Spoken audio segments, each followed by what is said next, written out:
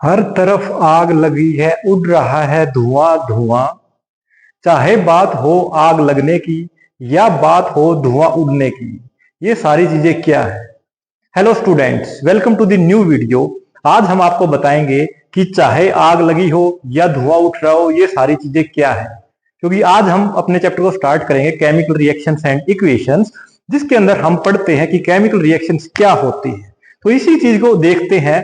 जो भी बर्निंग हुई किसी भी सब्सटेंस की या इवोल्यूशन हुआ किसी भी नए सब्सटेंस का, फॉर्मेशन हुई किसी भी नए सब्सटेंस की, वो सारी चीजें किस में इंक्लूड होती हैं?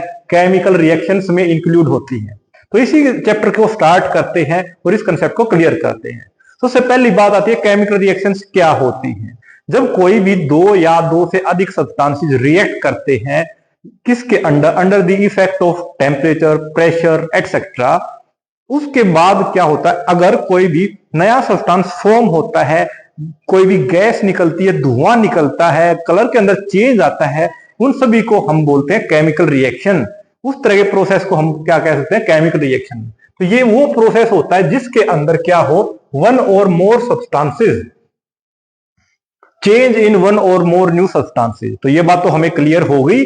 जब कोई भी पुराने सब्सटेंसेस मीन्स टू से जो रिएक्टेंट्स हैं, जब वो क्या करते हैं? रिएक्ट करते हैं और in result they form one or more new substances, that kind of process is termed as the chemical reaction. उसके अंदर क्या हो सकता है? उसके अंदर जो स्टार्टिंग का जो मटेरियल था, वो जो एंड में जो हमें रिजल्ट मिला है उसके सिमिलर भी हो सकता है, डिफरेंट भी हो सकता है। उसके अलावा उसके अंदर कलर का चेंज भी हो सकता है, उसके अंदर टेम्परेचर का चेंज भी हो सकता है, उसके अंदर स्मेल का डिफरेंस भी हो सकता है। तो जब कोई भी इस तरह का प्रोसेस होता है जिसमें टेम्परेचर का चेंज हो, स्मेल का चेंज हो या कोई भी न्यू सब्सटेंस फॉर्म हो रहा हो, उस टाइम पर हम क्या टर्म देते हैं कि वहां पर क्या हो रखी है? केमिकल रिएक्शन हो रखी है। ये चीजें क्लियर हो गई। जैसे यहां पर हम इजीली देख पा रहे हैं, ए प्लस बी हमें क्या दे रहे हैं? ए भी दे रखे हैं। स्टार्टिंग में जो हमारे पास जो सब्सटेंसेस वो क्या थे? ए एंड बी थे, लेकिन एट द रिजल्ट हमें क्या मिला? ए भी मिला। तो ये क्या है? ये सब्सटेंसेस जो हमें मिले हैं आफ्टर द रिएक्शन, वो क्या डिफरेंट है ना ए और बी से। तो यही बात हमने बताई है। और जिसमें ए और बी क्या है? रिएक्टेंट, और ए बी क्या है? प्रोडक्ट। तो इस रिएक्टेंट और प्रोडक्ट के कंसेप्ट को भी क्लियर करेंगे। तो आप यहां पर देखिए, जो ये है C+O2 एक रिएक्शन है जो रिजल्ट हो रही है CO2 के केस में। इसके अंदर जो ये सबसे पहले अगर बात करें, जो ये एरो है, एरो क्या दिखाता है कि जो इक्वेशन है, इक्वेशन किधर से स्टार्ट और किस तरफ गई है। मीन्स टू से जो डायरेक्शन इक्वेशन की, वो इस तरफ से उस तरफ है। तो जो भी स्टार्टिंग में रिएक्ट करने वाले सब्सटेंसेस है उनको बोलते हैं हम रिएक्टेंट्स, और जो रिजल्ट में हमें मिलने वाले जो सब्सटेंसेस उनको बोलते हैं हम प्रोडक्ट्स। तो देखिए रिएक्टेंट्स क्या होते हैं? The substances that undergo the change, all things on the left side are क्या है? जैसे कार्बन का जो C है, ये O2 है, ये सारे क्या है? रिएक्टेंट्स। तो ये एरो किस तरफ है? एरो के ये लेफ्ट साइड पर है। लेकिन इन दिस केस ये क्या है? Right side on the arrow. It means ये क्या हो जाएगा? प्रोडक्ट। जो नया सब्सटेंस फॉर्म हुआ है वो क्या हुआ है? CO2। तो CO2 को हम क्या बोलेंगे? प्रोडक्ट। तो ये और मोर ओवर ये किस पे है? On the right side of the arrow. ये बात भी हमें क्लियर होगी। ये बिल्कुल। इसके बाद एक चीज और देख लेते हैं, एक बार और देख लेते हैं। जैसे एक रिएक्शन हमने ये कंसीडर कर ली, 2Mg प्लस O2 से 2MgO बना। स्टार्टिंग में हमारे पास Mg है और O2 है, लेकिन इन्होंने रिएक्ट, ये आपस में क्या कर रहे हैं? रिएक्ट कर रहे हैं, रिएक्ट। तो रिएक्ट करने वालों को हम क्या बोलते हैं? रिएक्टेंट्स बोलते हैं। उसके अलावा अगर देखें इन रिजल्ट, एरो के राइट साइड पे अगर जाते हैं तो 2MgO बना। इनके रिएक्ट करने के बाद बनाना, ये रिजल्ट में बन रहे हैं, तो इसका मतलब ये क्या है? प्रोडक्ट है। ये चीज हमें क्लियर होगी। जो रिएक्टेंट्स हैं, रिएक्टेंट्स को कंज्यूम किया जाता है ताकि क्या बन सके? प्रोडक्ट बन सके। तो reactants are consumed in a chemical reaction to make the products. तो ये बात हमें क्लियर होगी। और इसके अंदर अगर आप देखो, जो Mg के साथ जो हमने S मेंशन कर रखा है, इसमें O2 के साथ जो हमने G मेंशन कर रखा है, सिमिलरली MgO के साथ जो S हमने मेंशन कर रखा है, ये क्या रिप्रेजेंट करते हैं? फिजिकल स्टेट को। S से क्या होता है? सॉलिड, G से गैसेस, और S से फिर से सॉलिड। जो अगर बात करें, जैसे मैथमेटिक्स में भी यूज करते हैं, किसी वेरिएबल के आगे जो भी हम नंबर नोट डाउन करते हैं, वो क्या होता है? हमारा कोफिशिएंट। तो इसमें 2 और इसमें भी 2 क्या है, हमारे कोफिशिएंट्स हैं ऑफ द रेस्पेक्टिव एलिमेंट्स। तो ये तो हमें क्लियर होगा रिएक्टेंट्स क्या होते हैं, प्रोडक्ट्स क्या होते हैं और केमिकल रिएक्शन क्या होती है। अब उसके बाद ये तो बात हमें पता लग गई, ठीक है, लेकिन हम पहचानेंगे कैसे कि ये केमिकल रिएक्शन हुई है या नहीं हुई है, उस चीज के लिए क्या क्या प्रॉपर्टीज हो सकती है, उसके लिए देखेंगे। पहले का एग्जांपल देख लेते हैं केमिकल रिएक्शन का। Burn a piece of magnesium ribbon in the air, उसके बाद जो प्रोडक्ट बनेंगे वो क्या बनेगा, हमारा मैग्नीशियम ऑक्साइड। तो उसके लिए क्या लिया, मैग्नीशियम। मैग्नीशियम का सिंबल क्या होता है, Mg, तो हमने Mg लिख लिया। ऑक्सीजन, ऑक्सीजन हमेशा डाइएटॉमिक स्टेट में प्रेजेंट होती है, जनरली हम मोनोएटॉमिक स्टेट में नहीं लेते। अगर लेना पड़ जाए तो उसको हम क्या लिखते हैं, इस तरह से लिखते हैं, क्योंकि ये क्या है, नेसेंट ऑक्सीजन होती है। इन्होंने रिजल्ट में क्या दिया, MgO दिया। अब ये बात क्या है, ये क्वेश्चन भी आ जाता है कि give an equation when magnesium ribbon is burn in the presence of the air. तो उस टाइम पर क्या हो, देखो जब मैग्नीशियम को हम बर्न करते हैं ना, तो वो क्या करता है, वो लाइट प्रोड्यूस करता है, लाइट। तो ये आप यहां पर देख पा रहे हैं, कलरफुल लाइट प्रोड्यूस करता है, ब्राइट लाइट प्रोड्यूस करता है, और हमारा फॉर्म क्या होता है, मैग्नीशियम ऑक्साइड। तो अगर क्वेश्चन आ जाए कि जब मैग्नीशियम रिबन बर्न होता है in the presence of air, तो उससे हमें क्या रिजल्ट मिलता है, तो आप ये डायग्राम ड्रॉ कर सकते हैं और उसके अलावा ये सारी चीजें मेंशन कर सकते हैं, जिसके अंदर magnesium plus oxygen to give the magnesium oxide, और ये क्या हो जाती है, इसकी बैलेंस केमिकल इक्वेशन हो जाती है। अब ये बैलेंस केमिकल इक्वेशन क्या है, इसके बारे में पढ़ेंगे, no need to worry about this thing. अब देखिए, उससे पहले एक चीज देख लेते हैं, जो चेंजेस होते हैं केमिकल रिएक्शंस में वो क्या क्या होते हैं, तो उसी के अकॉर्डिंग हम पहचान पाएंगे कि केमिकल रिएक्शन टेक्स प्लेस हुई है या नहीं हुई है। तो सबसे पहला तो क्या, कलर का चेंज होगा, तब भी क्या बोलेंगे हम, केमिकल रिएक्शन। जब गैस इवॉल्व हो रही, लिबरेट हो रही होगी, उस टाइम पर भी क्या होगा, केमिकल रिएक्शन बोली जाएगी। एनर्जी का चेंज मींस टू से टेम्परेचर का चेंज होगा, तब भी। फॉर्मेशन ऑफ प्रेसिपिटेट, ये सारी चीजें बताएंगे अभी, no need to worry about this thing. और ऐसे ही change in odour means to say smell का चेंज होगा, तब भी हम बता सकते हैं कि केमिकल रिएक्शन हुई है। उसके अकॉर्डिंग देखते हैं, सबसे पहले जो भी हमने पढ़ा था ना कि कलर का चेंज क्या है, किस चीज का सिम्टम होता है केमिकल रिएक्शन का। तो देखिए colour change, the colour change often indicates that, क्या क्या इंडिकेट करती है, केमिकल रिएक्शन हुई है और कोई भी नया सब्सटेंस फॉर्म हुआ है। तो अगर इसके लिए हमसे अगर कोई एग्जाम में डायरेक्ट ये क्वेश्चन पूछ लेता है, give an example of such a chemical reaction in which change of colour takes place, तो उस टाइम पर क्या करेंगे, Fe क्या है, ये आयरन, और ये CuSO4 जो ब्लू कलर का सॉल्यूशन होता है और एक्वस स्टेट में है, कॉपर सल्फेट, जब इनको आपस में रिएक्ट करवाएंगे तो क्या आएगा, FeSO4 और प्लस में Cu। तो जो हमारा कॉपर सल्फेट था, इसका कलर था ब्लू कलर का सॉल्यूशन था, लेकिन जब ये रिएक्शन हुई तो इसके बाद ये क्या बन गया, ग्रीन कलर का सॉल्यूशन हो गया। मींस टू से जो FeSO4 था, सॉरी वेट अ मिनट,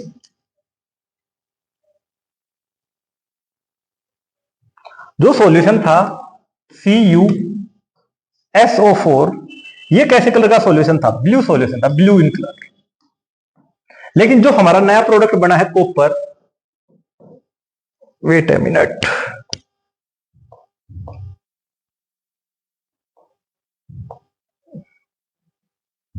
जो हमारा नया प्रोडक्ट बना है Cu, ये कैसा बना है, ये कन्वर्ट हो गया किस कलर में, ग्रीन कलर में। ठीक है, तो देखो ये ब्लू से क्या होगा, ग्रीन कलर में होगा, चेंज इन कलर हो गया ना। तो इसका मतलब क्या हुआ, यहां पर केमिकल रिएक्शन हुई है और क्या हुआ है, सब्सटेंस भी नया फॉर्म हुआ है। तो ये ऐसा एग्जांपल हम दे सकते हैं, अगर इस तरह का क्वेश्चन आ जाए कि केमिकल रिएक्शन को बताओ, उसका एग्जांपल दीजिए जिसके अंदर चेंज इन कलर हो रहा हो। दूसरा आ जाता है गैस इवोल्यूशन, कि गैस कब इवोल्व होती है, उस चीज के लिए हम कैसे एग्जांपल को सजेस्ट कर सकते हैं उसके लिए। तो जनरली आप बता सकते हैं, जैसे अगर मान लिया हमने ले लिया कार्बोनिक एसिड H2CO3, जब उसको क्या करवाएंगे, हम हीट करवाएंगे, तो क्या होगा, वहां से H2O फॉर्म होगा और साथ में कार्बन डाइऑक्साइड गैस इवोल्व हो जाएगी।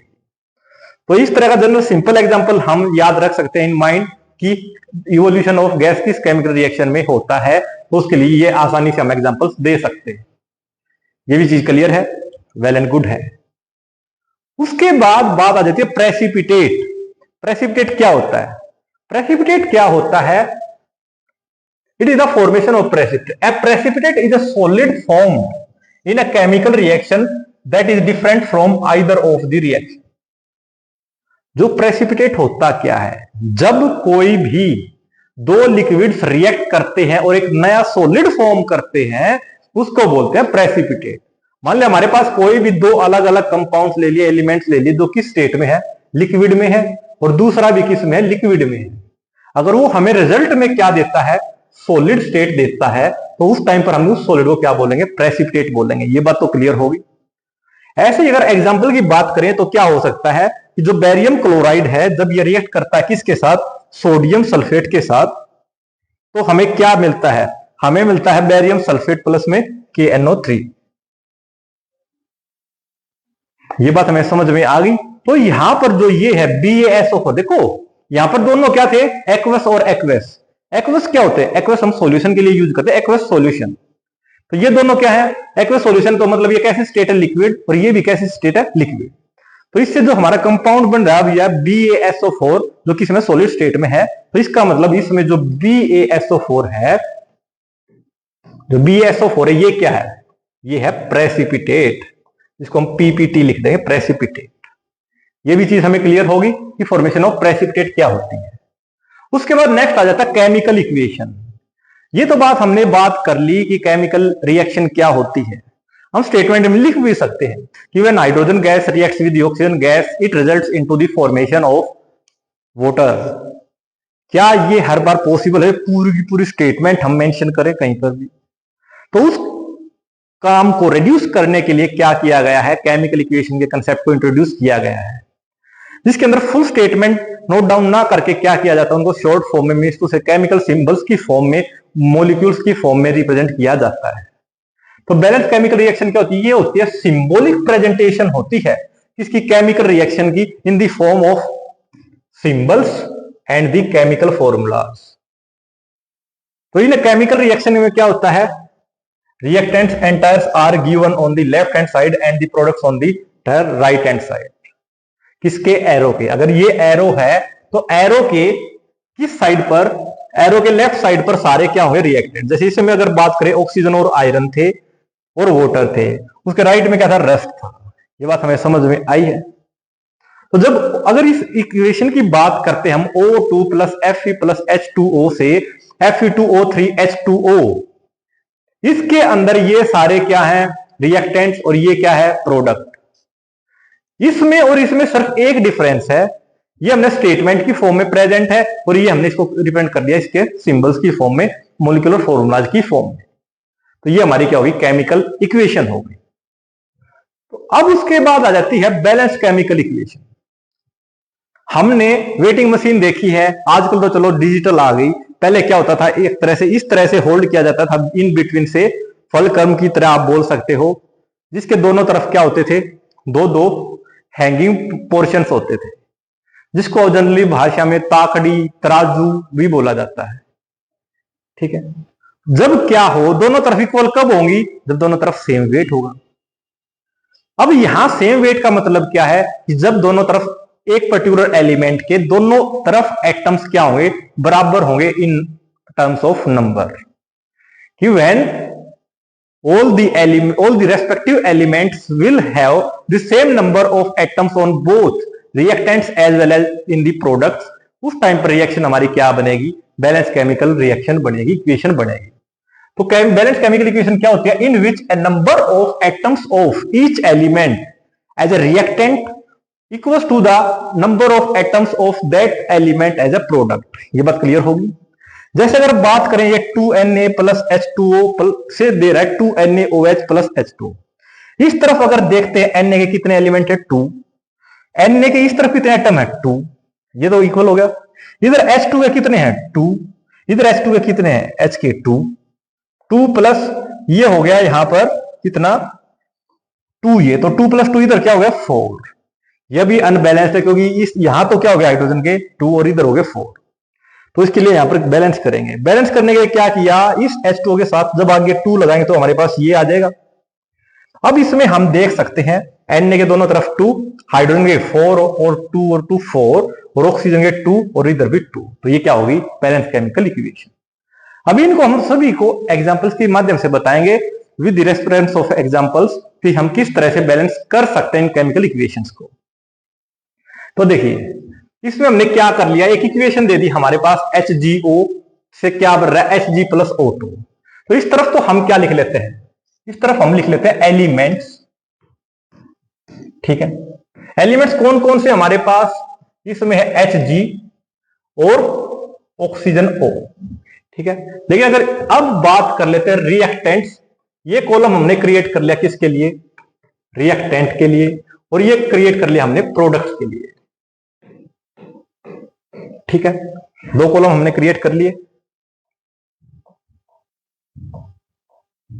अब इसमें देखिए क्या है, इस तरफ जनरली हम देखते तो Hg के कितने हैं, Hg के यहां पर है 1, और इस तरफ अगर Hg का देखते तो कितना है 1। अगर हम इस तरफ ऑक्सीजन के देखते तो ऑक्सीजन का कितना है 1, और उस तरफ अगर ऑक्सीजन के देखते तो ऑक्सीजन के कितने हैं 2। अब हमें बैलेंस किसको करना है, हम बात किसकी कर रहे हैं, हम बात कर रहे हैं HgO से Hg+O2 की। तो क्या होगा, हमें इस तरफ 2 बनाना है, तो हम क्या करेंगे, इसको 2 से मल्टीप्लाई कर देंगे। ठीक है, रिएक्टेंट में, लेकिन रिएक्टेंट में जब मल्टीप्लाई करेंगे तो ये पूरा का पूरा रिएक्टेंट मल्टीप्लाई होगा। तो जब रिएक्टेंट मल्टीप्लाई तो सिर्फ ये ऑक्सीजन के साथ मल्टीप्लाई ना होकर Hg मरकरी के साथ भी होगा, तो इसको हमें इसके साथ भी मल्टीप्लाई करना पड़ेगा। तो इस तरफ हमारे मरकरी के भी कितने हो गए 2, लेकिन अब इस तरफ मरकरी के क्या है 1, तो यहां भी आप क्या कर देंगे, इसको 2 से मल्टीप्लाई। तो जब 2 से मल्टीप्लाई करेंगे तो हमारे पास क्या आ जाएगा 2Hg। तो अब यहां हम देख सकते हैं इसके भी 2, इसके भी 2, इसके भी 2 और इसके भी 2। तो ये क्या हो गया, हमारी बैलेंस केमिकल इक्वेशन हो गई। समझ में आई? तो एक बार इनको और देखते हैं फटाफट।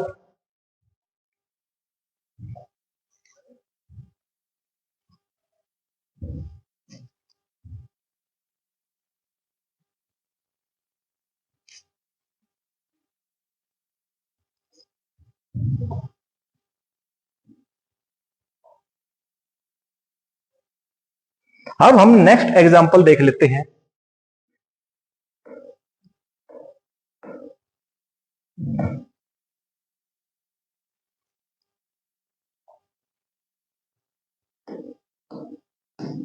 Na+S से प्रोडक्ट मिल रहा है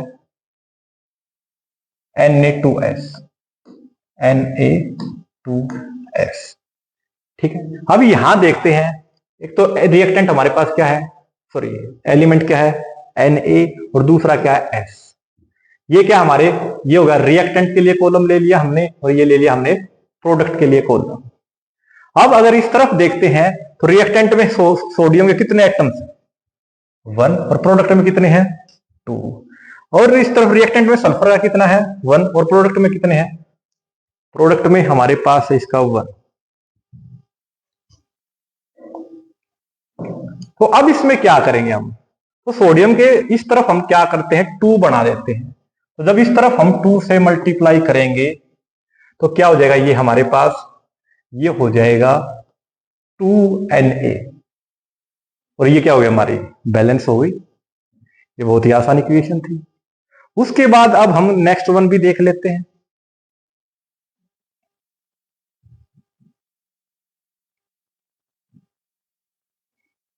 जब नेक्स्ट केस देख लेते हैं, मान लिया हम ये देख लेते हैं CaO प्लस SiO2 से क्या दे रहा है ये CaSiO3। तो देखिए क्या क्या है, कैल्शियम है, ऑक्सीजन है और सिलिकॉन है। अगर कैल्शियम के देखते हैं हम, रिएक्टेंट में कितने हैं 1, ऑक्सीजन में कितने हैं 1 और 1 2 है, और अगर सिलिकॉन के देखते हैं तो सिलिकॉन का क्या है 1। इसके यहां ऑक्सीजन के कितने हैं, ऑक्सीजन के हैं हमारे पास 3। ऑक्सीजन के 3 कैसे हैं, 2 ये और 1 ये, तो 2 + 1 क्या हो गया 3। अब अगर प्रोडक्ट में देखते तो Ca का कितना है 1, Si का कितना है 1, और ऑक्सीजन का कितना है 3। तो यहां पर तो ये क्या है, एक दूसरे के इक्वल है। तो इसका मतलब क्या है, ये इक्वेशन कैसी है, बैलेंस केमिकल इक्वेशन है। तो ये बात हमें यहां पर समझ में आ गई जी। तो इसके अकॉर्डिंग हम क्या कर सकते हैं, हम किसी भी बैलेंस, हम ये भी चेक कर सकते हैं कि पर्टिकुलर इक्वेशन बैलेंस्ड है या नहीं है। तो आज की वीडियो में हम ज्यादा टाइम ना लेते हुए यहीं पर अपनी वीडियो को वाइंड अप करते हैं और मिलते हैं आपके साथ नेक्स्ट वीडियो के साथ केमिकल रिएक्शन एंड इक्वेशंस, जिसके अंदर हम पढ़ेंगे टाइप्स ऑफ केमिकल रिएक्शंस, उनके यूजेस क्या होते हैं, उनके प्रॉपर्टीज क्या होते हैं। Thank you and have a nice day.